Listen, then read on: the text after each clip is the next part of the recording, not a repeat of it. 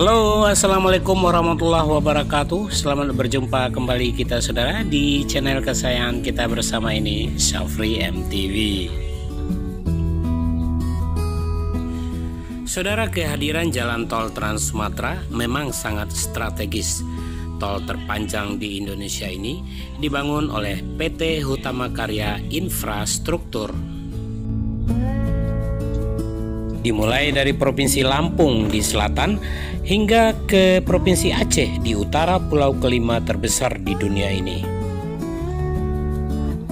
Tak hanya itu, tol Trans Sumatera merentang sepanjang 2.818 km yang menghubungkan Bakauheni di Provinsi Lampung, melintasi Provinsi Sumatera Selatan, membelah hutan Jambi sampai ke Riau, Sumatera Utara, dan berakhir di Provinsi Aceh. Tak cukup sampai di situ, tol Trans Sumatera juga akan menembus Bukit Barisan yang menghubungkan Pekanbaru dan Padang, serta Palembang dan Bengkulu, serta Tebing Tinggi sampai Sibolga. Jika selesai nanti, tol Trans Sumatera ini bakal menjadi bagian dari Asian Highway Network atau jaringan jalan raya Asia, dan tol ini diharapkan dapat memperlancar ekspor Indonesia ke berbagai negara di benua Asia. Beberapa waktu yang lalu, Wakil Ketua Komite Ekonomi dan Industri Nasional atau KEIN Arief Budimanta pernah membahas bahwa Trans Sumatera akan merangsang pertumbuhan ekonomi nasional, di mana dia menjelaskan tersambungnya jalan tol Trans Sumatera dengan Asian Highway Network akan meningkatkan konektivitas antar negara di Asia. Seperti yang kami kutip dari merdeka.com, saudara, dengan begitu daya saing, inklusivitas, dan rasa kebersamaan sebagai komunitas akan meningkat dengan adanya jalan tol Trans Sumatera ini. Selain itu, kita juga akan diuntungkan karena akan memperlancar ekspor kita ke beberapa wilayah Asia lainnya, jelas Arief.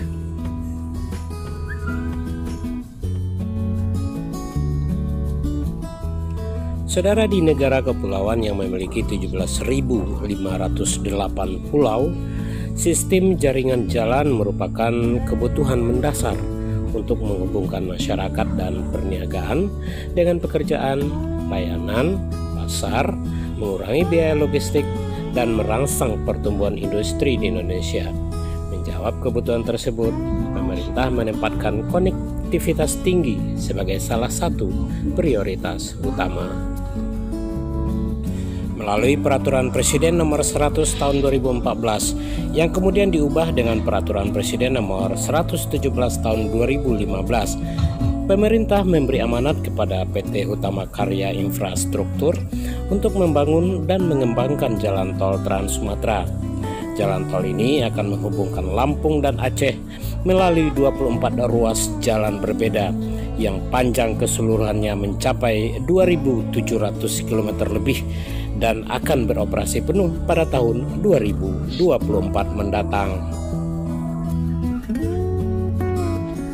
Sebagai pulau terbesar kedua di Nusantara dengan populasi melebihi 55 juta jiwa, Sumatera memainkan peran penting dalam perekonomian negara. Dianugerahi beragam potensi alam dan tentunya juga komoditas berlimpah, mulai dari karet, minyak kelapa sawit, kopi, minyak bumi, batu bara, dan gas alam. Pada tahun 2015, Sumatera menyumbang 22,21% produk domestik bruto atau PDB Indonesia. Apalagi jika dibandingkan dengan tahun 2019, 2020, dan 2021 ini. Tentu angkanya akan semakin meningkat. Dengan angka sebesar itu menjadikan Pulau Sumatera penyumbang PDB terbesar kedua setelah Jawa menurut Badan Pusat Statistik atau BPS. Oleh karena itu, kemajuan dan keberlanjutan perekonomian di Sumatera sangat penting untuk memastikan stabilitas dan tentunya juga pertumbuhan di kawasan tersebut. Jika pertumbuhan terhenti, perkembangan daerah sekitarnya pun akan terhambat. Tol Trans Sumatera juga akan menjadi katalis masuknya investasi hilirisasi. Diharapkan multiplier efek investasi itu pada akhirnya bisa menciptakan pembangunan jalan-jalan desa sehingga memudahkan akses dagang petani dan nelayan. Saat ini jalan tol Trans Sumatera terus dikebut pembangunannya dan di beberapa ruas diantaranya sudah termasuk dalam jaringan jalan raya Asia atau Asian Highway Network. Beberapa ruas jalan tol Trans Sumatera yang sudah masuk dalam Asian Highway Network adalah jalan tol yang menghubungkan antara Bakahuni dan Palembang, kemudian jalan tol yang menghubungkan antara Kota Pekanbaru dan Dumai. Selain itu, juga jaringan jalan tol yang ada di Provinsi Sumatera Utara dan sebagian di Aceh. Sedangkan Provinsi Bengkulu, Provinsi Jambi, dan Provinsi Sumatera Barat terus mengebut pembangunan jalan tol Trans Sumatera ini. Saudara, jika tidak ada aral melintang dan berjalan mulus, jalan tol Trans Sumatera akan selesai pada tahun 2024 untuk segera masuk ke dalam jaringan Asian Highway Network menyusul Pulau Jawa yang sudah lebih dulu masuk. Saudara, jaringan jalan Asia atau Asian Highway Network dikenal pula sebagai Great Asian Highway adalah sebuah proyek kerjasama antara negara-negara di Asia dan Eropa dan PBB, Economic and Social Commission for Asia and the Pacific. Great Asian Highway ini, saudara, membentang mulai dari Istanbul di Turki di sebelah barat sampai Tokyo di Jepang di sebelah timur, kemudian dari Cina di sebelah utara hingga ke Indonesia di sebelah selatan.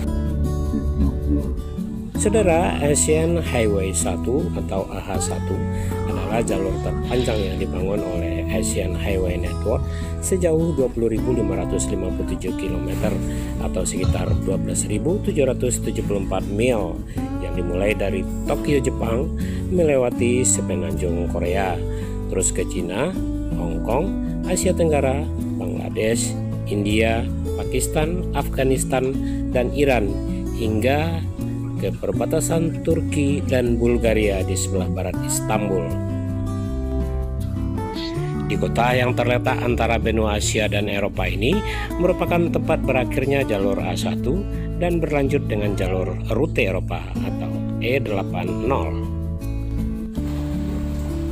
Saudara, kita masih memiliki waktu yang cukup hingga tahun 2024 mendatang sampai tol Trans Sumatera ini betul-betul selesai, yang pada gilirannya akan masuk dalam jaringan Asian Highway Network atau jaringan Jalan Raya Asia. Semoga.